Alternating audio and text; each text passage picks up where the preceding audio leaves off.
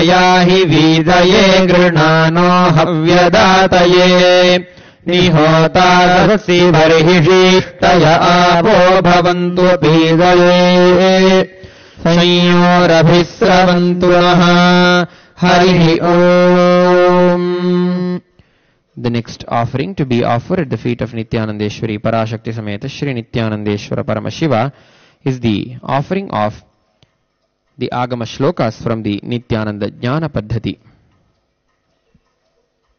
Sarvabhauma Akhilanda Koti Brahmandanayaka Shri Nityanandeshwari Parashakti Sameta Shri Nityanandeshwara Paramashiva Agama Priya Agama Shlokam Avadharaya नियामिताश्च बलवत् स्वोचिता स्वनुवृत्तिषु अपश्यन्तः परां काष्ठां न विरक्ता बुभुक्षवः प्रकृत्याधोमुखं सम्यक् चैतन्यं नियमात्मिका नियमे रथापयेद्यस्मात् तस्मान्नामद्वयं मुने अस्याः शक्तेर्मयाख्यातं वामा चेति नियामिका. The next offering to be offered at the feet of Nityanandeshwari Parashakti Sameta Shri Nityanandeshwara Paramashiva is the offering of the stotras. देवदेवोत्तम देवता सार्वभौम अखिलांड कोटि ब्रह्मांड नायक श्री नित्यानंदेश्वरी पराशक्ति समेत श्री नित्यानंदेश्वर परमशिव स्तोत्र प्रिय स्तोत्रमवधारया.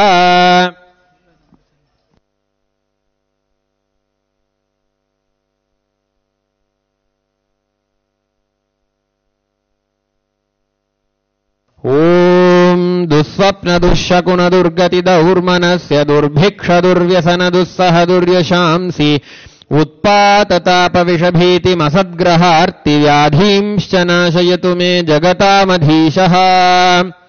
ओम नमो भगवते सदाशिवाय सकलतत्त्वात्मकाय सर्वमन्त्रस्वरूपाय सर्वजन्त्राधिष्ठिताय सर्वतन्त्रस्वरूपाय सर्वतत्त्वविधूराय ब्रह्मरुद्रावतारिणे नीलकण्ठाय पार्वती मनोहराय सोमसूर्याग्निलोचनाय भस्मोद्धूलितविग्रहाय महामणिमकुटधारणाय माणिक्यभूषणाय सृष्टिस्थितिप्रलयकालरौद्रावताराय दक्षाध्वरध्वंसकाय महाकालभेदनाय मूलाधारैकनिलयाय तत्त्वातीताय गंगाधराय सर्वदेवाधिदेवाय षडाश्रयाय वेदान्तसाधाय त्रिवर्गसाधनाय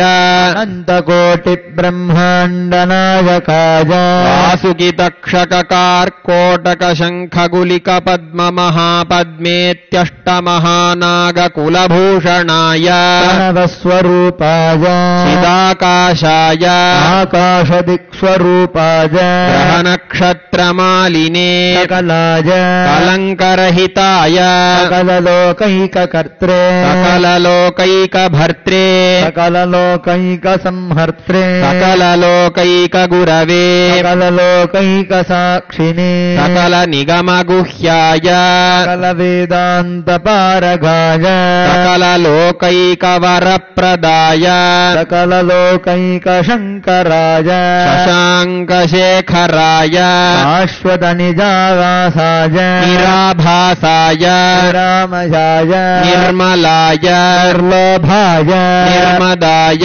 निश्चिन्ताय निरहङ्काय निष्कलङ्काय निर्गुणाय निष्कामाय निरुपद्रवाय निरवद्याय निरन्तराय निष्कारणाय निरन्तरूपमविभवाय नित्यशुद्धबुद्धपरिपूर्णसच्चिदानन्दाद्वयाय परमशान्तस्वरूपाय तेजोरूपाय तेजोमयाय जय जय रुद्र महारुद्र भद्रावतार महाभैरव काल कालभैरव कल्पान्तभैरव कपालमालाधर खड्वाङ्ग खड्ग कर्म पाशाङ्कुश शूल पाप बाण गदा शक्ति सिन्धिपाल तोमर मुसल मुद्गर दास परिघ भुषुण्डी शतघ्नि चक्राध्यायुध भीषणकर सहस्रमुख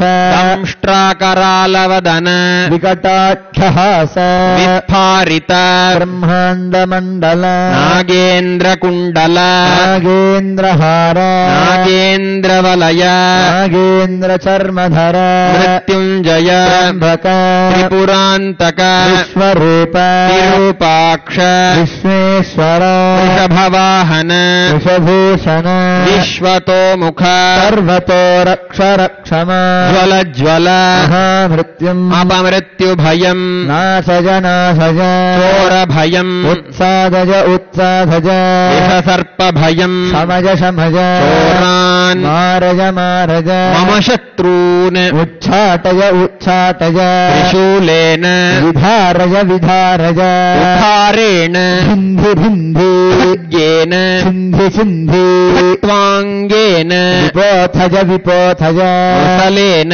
निष्पेषज निष्पेषज बाणैः सन्ताडज सन्ताडज रक्षांसि भीषज भीषज भूतानि विद्रावज विद्रावज कूष्माण्ड मारीच वेताल ब्रह्मराक्षसगणान् सन्त्रासय सन्त्रासय माम् अभयम् कुरु कुरु मित्रस्तम् माम् आश्वासज आश्वासज नरकभयात् मामुद्धर उद्धर सञ्जीवय सञ्जीवय पुत्रत्वाम् माम् आप्यायय आप्यायय दुःखातुरम् माम् आनन्दय आनन्दय शिवकवचेन माम् आच्छादय आच्छादय Mrityunjay त्र्यम्बक.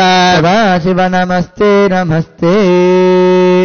The next offering to be offered at the feet of Nityanandeshwari Parashakti Sameta Shri Nityanandeshwara Paramashiva is the offering of the Dravida Ved.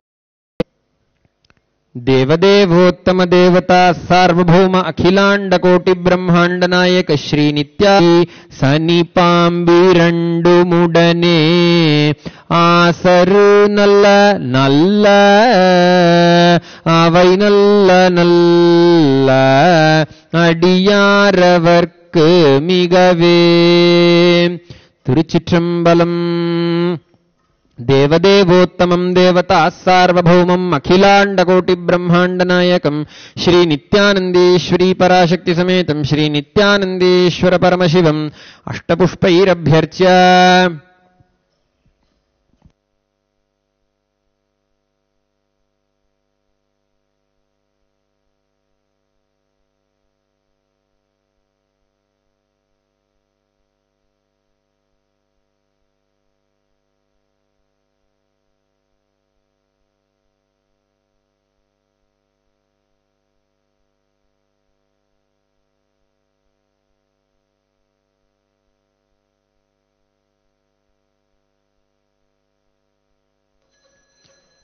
ॐ सर्वस्याप्त्यै सर्वस्वजित्यै सर्वमेव तेनाप्नोति सर्वम् जयति. तन्महेशाय विद्महे वाग्विरुद्धाय धीमहि तन्नः शिवः प्रचोदयात्.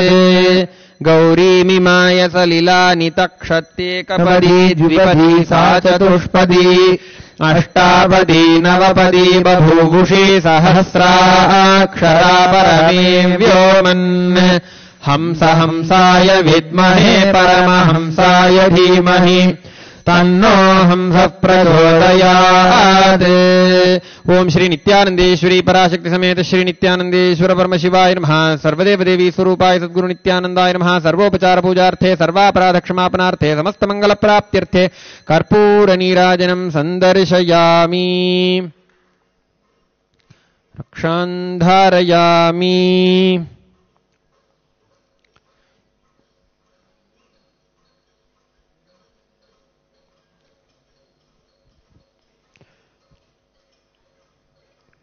ओम स्वस्ति प्रजाभ्यः परिपालयन्ताम् न्यायेन मार्गेण महिषाः गोब्राह्मणेभ्यः शुभमस्तु नित्यम् लोका समस्ता सुखिनो भवन्तु काले वर्षतु पर्जन्यः सस्यशालिनी देशोऽयम् क्षोभरहितः ब्राह्मणा सन्तु निर्भजाः इति स्वस्ति मन्त्रार्थाः सत्याः सफला भवन्तु इति भवन्तो महान्तो न गृह्णन्तु तथास्तु दुर्जनः सज्जनो भूयात् सज्जनः शान्तिमाप्नुयात् शान्तो मुच्येत बन्धेभ्यः मुक्तश्चान्यान् विमोचयेत् इति भवन्तो महान्तो न गृह्णन्तु तथास्तु अपुत्रा पुत्रिणः सन्तु पुत्रिणः सन्तु पौत्रिणः अधनाः सधनाः सन्तु जीवन्तु शरदशतम् इति भवन्तो महान्तो न गृह्णन्तु तथास्तु राजा धर्मपतिः प्रजा सुदरिताः पूजाधनाः सज्जनाः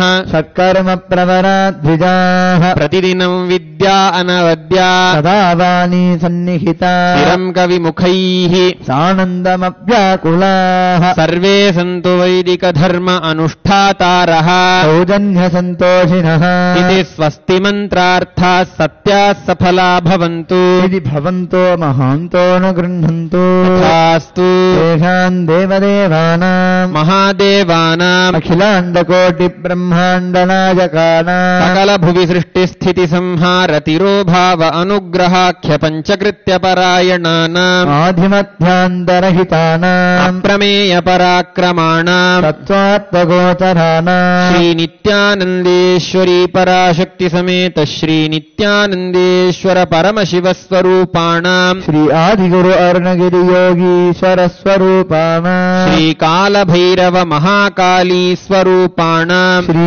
कैलासोन्नत द्वादशान्त श्यामला पीठारूढानाम् श्रीमीनाक्षी सुन्दरेश्वरा भिन्नस्वरूपाणाम् परशिवपुत्र रत्नकुमार गुरुमन्यतुल्यावताराणाम् श्रीपार्वती स्तन्यपानलब्ध दिव्यज्ञान विश्रुत सकल निगमागमसारभूत द्राविड वेद प्रवर्तकानाम् श्रीमत्परमशिव करुणा समधिगत मुक्तामय चतुरस्रजानस्तापकानाम् शैव समयकर्तॄणाम् सर्वज्ञपीठारूढानाम् श्रीजगद्गुरु श्रीज्ञानसम्बन्धदेशिकस्वामिनाम् अवतारभूतानाम् तत्पुनरुद्धृत सर्वज्ञपीठारूढानाम् ज्ञानसाम्राज्यशासकानाम् तृणवत्युत्तरद्विशततम गुरुमहासन्निधानानाम् महानिर्वाणिपीठस्य अष्टोत्तरसहस्र श्री महामण्डलेश्वराणाम् श्रीमत्परमहंसानाम् परिव्राजकाचार्यवर्याणाम् सच्चिदानन्दप्रणवस्वरूपाणाम् श्रोत्रियब्रह्मनिष्ठानाम् नित्योत्सव नित्यमङ्गल नित्यकल्याण नित्यरदित नित्यानन्दपीठ महासंस्थान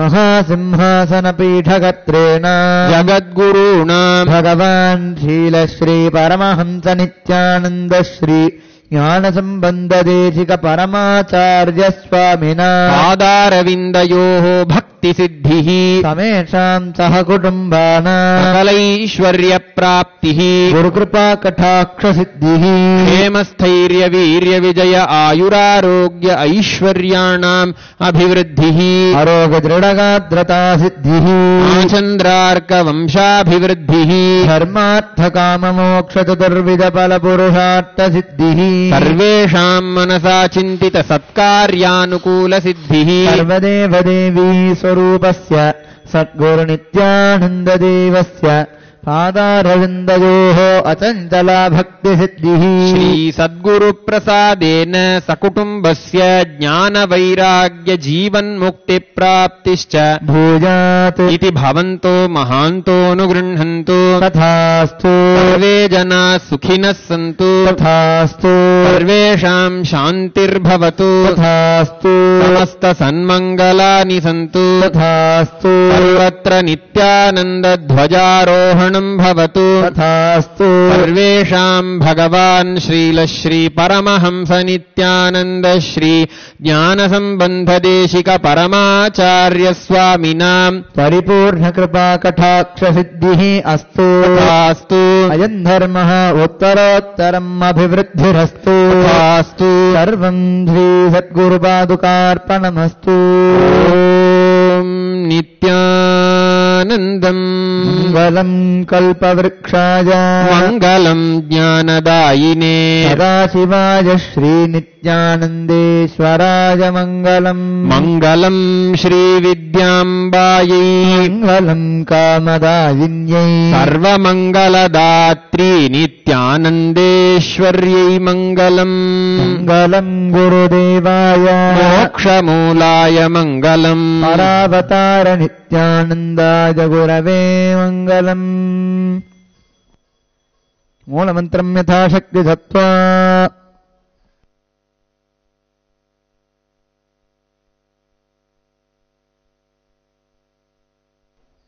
जपम् समर्प्य ओम् यत्किञ्चित् कर्म देवेश सदा सुकृतदुष्कृतम् तन्मे शिवपदस्तस्य भुङ्क्षक्षपय शङ्कर शिवो धाता शिवो भोक्ता शिवः सर्वम् इदम् जगत् शिवो यजति सर्वत्र यशिवः सोऽहमेव तु ओम् पूर्णमदः पूर्णमिदम् पूर्णात् पूर्णमुदच्यते पूर्णस्य पूर्णमादाय पूर्णमेवावशिष्यते ओम् शान्तिः शान्तिः शान्तिः हरिः ओम् तत्सत् सर्वम् सद्गुरुपादुकार्पणमस्तु ओम् नित्यानन्दम्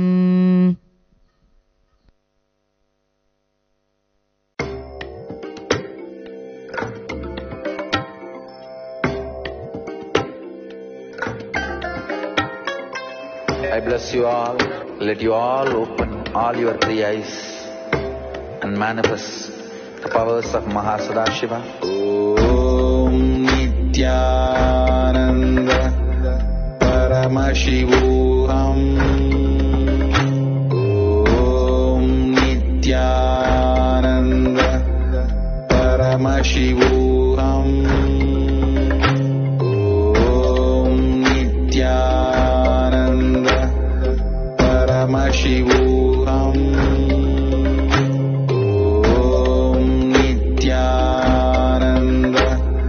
Paramashivoham. Om Nityananda Paramashivoham. Om Nityananda Paramashivoham. Om Nityananda Paramashivoham. Paramashivoham. Om Nityananda Paramashivoham. Om Nityananda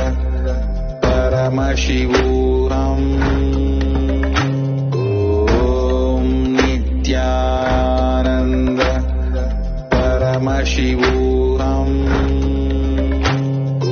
Om Nityananda Paramashivoham.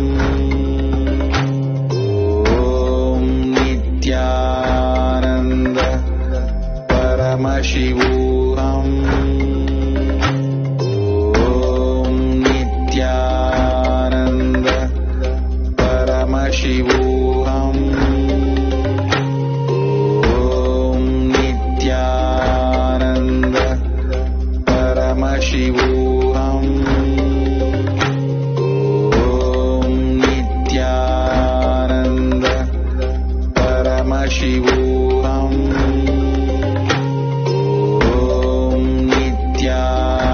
Om Nityananda Paramashivoham. Nityananda Paramashivoham. Om Nityananda Paramashivoham. Om Nityananda Paramashivoham. Om Nityananda Paramashivoham. Om Nityananda Paramashivoham. Ananda Paramashivoham. Om Nityananda